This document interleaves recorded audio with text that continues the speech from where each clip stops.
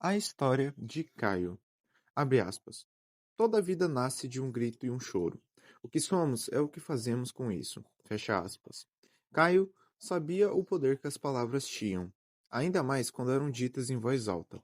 O som era material, era onda, e ele reverberava, agitando cada átomo do ambiente. Quando cantava, sentia o caminho que percorria sua voz do microfone à caixa, e da caixa diretamente para o público, que cantava de volta.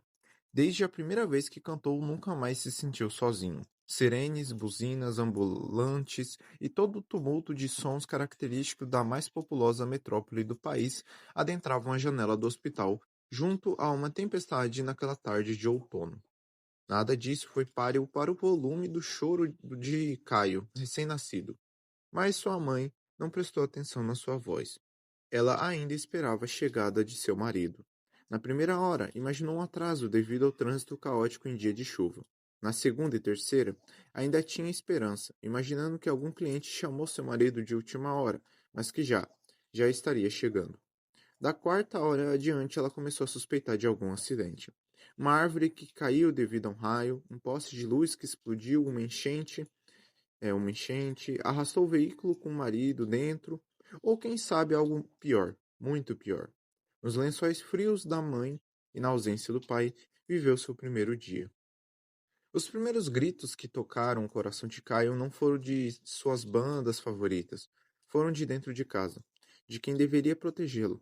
Cada vez que seu pai xingava sua mãe, que a humilhava, Caio sentia como se fosse nele. A vida em casa era assim, a ausência ou gritaria. Seu pai sabia como usar a potência da voz. Era advogado, dos mais famosos. Defendia o interesse de gente grande. Mais uma das tardes de adolescência sozinha, com tédio, ligou a televisão e uma imagem que ficou para sempre gravada em sua retina. Uma placa de pare. Ao fundo, um carro amassado, consumido por labaredas, e o que parecia ser restos mortais coberto por uma lona preta. Sua cabeça pulsava diante da cena. Tudo ao seu redor parou, e os sons viraram chiados confusos. Naquela noite, sonhou que estava em um túnel escuro. Corria, mas não saía do lugar. De repente, viu uma luz que se aproximou cada vez mais rápido. Uma labareda vinha em sua direção. Diante de si, a placa pensava: pare, pare, por favor, pare. Gritava, gritava e gritava, mas não saía nenhum som. Apenas reverberava. Ao fundo, o estrondo repetido de um carro se chocando contra um corpo, despedaçando-o.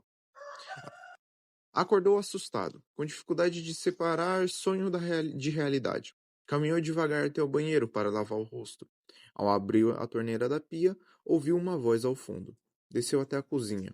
Era seu pai. Sabia que era sério quando ele trabalhava naquele horário. Mas, diferente das outras vezes, esse caso chamou a atenção. Ficou escondido, quieto. Ouviu o sobrenome famoso de uma família, a marca de luxo, o horário do acontecido. Então resolveu agir. Primeiro comentou sobre o sonho e a notícia com um amigo que trocava música no Busque Alma, uma rede de aplicativo de compartilhamento de arquivos. Juntos marcaram de comparecer a um protesto na Avenida Paulista no final de semana. Saiu de casa, saiu de casa direto para a realidade. Conheceu de perto a história. Em cima de um palanque improvisado, ouviu da própria família do atropelado sobre como o menino era gente boa, trabalhador, que batalhou tanto para comprar a bicicleta com qual trabalhava, e com a qual acabou sendo assassinado. Um carro de luxo versus uma bicicleta. Um garotão indo farrear enquanto o homem voltava de um dia exaustivo de trabalho. A cada palavra, Caio sentiu a multidão que se formava se revoltar cada vez mais.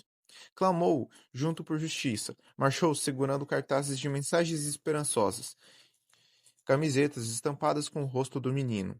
Sentiu seu corpo sendo parte de um todo, ser levado com animação, sua voz reverberando em conjunto com tantas outras. Até que ouviu um grito. Tentou olhar por cima de tanta gente, mas não conseguia enxergar muito bem o que estava acontecendo. O que antes era uma união virou dispersão, com pequenos grupos correndo um para cada lado.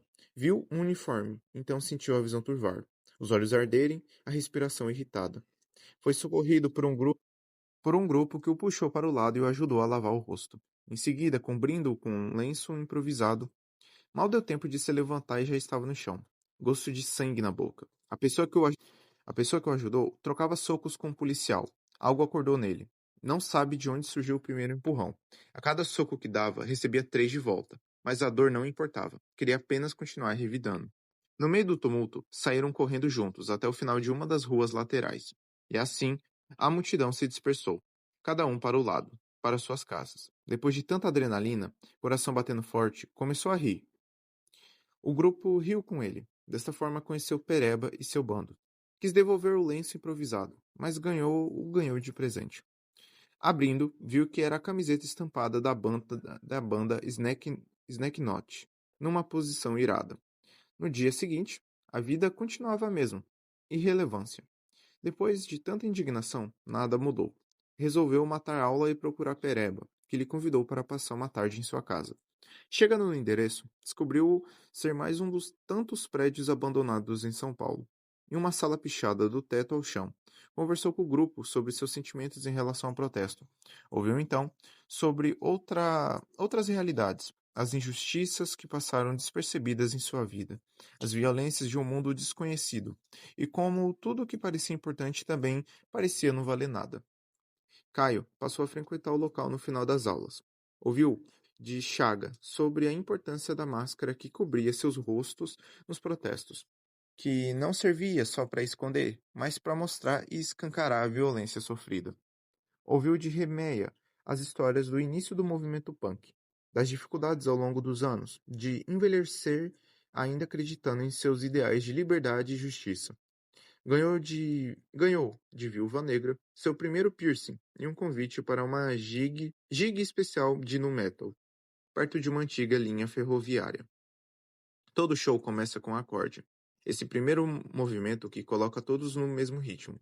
E o som dessa banda era diferente, pesado, rápido e intenso. As letras conversavam com o que sentia, raiva e superação. No meio, uma roda de pessoas trocava socos, amigáveis, se empurravam e sorriam, enquanto um pessoal repetia cada grito do vocal. Aquilo era exatamente onde ele queria estar, no meio do agito. Voltava para casa cada vez mais convencido de que nada valia mais do que o agora, e que viver tinha que ser como se jogar em uma roda. Bater, apanhar e acordar sem se importar com mais nada. No dia seguinte, de uma mala feita, Caio deixou de se importar com a família, mas antes de sair, o que viu foi seu pai, bêbado, que o empurrou para dentro. O velho que não se importava com a mulher, com o filho, com as pessoas que condenava. Caio também não precisava se importar. Em meio a gritos de como pode fazer isso com sua família? Eu sempre soube que você não prestava. Você arruinou nossa vida no momento em que nasceu. Caio o espancava. A sensação do primeiro soco deformando a mandíbula abriu a porta para um vazio profundo. Então veio mais um soco. E outro. E tudo que sentia nos mosh pits foi elevado ao máximo. Quando deu o último pontapé, corpo exaurido, se deu por satisfeito e não voltou mais atrás. Sem qualquer vontade, passou a trocar de grupo constantemente. Demorou um tempo até poder voltar ao seu bar favorito, o primeiro que conheceu. Mas sua volta foi em uma noite especial. Uma banda famosa estava tocando, Psicoleira. Cantou junto dos fãs, chamando a atenção pelo seu tom gutural. O vazio foi levemente preenchido por um calor que o fez seguir a banda sem saber que tinha sido notado.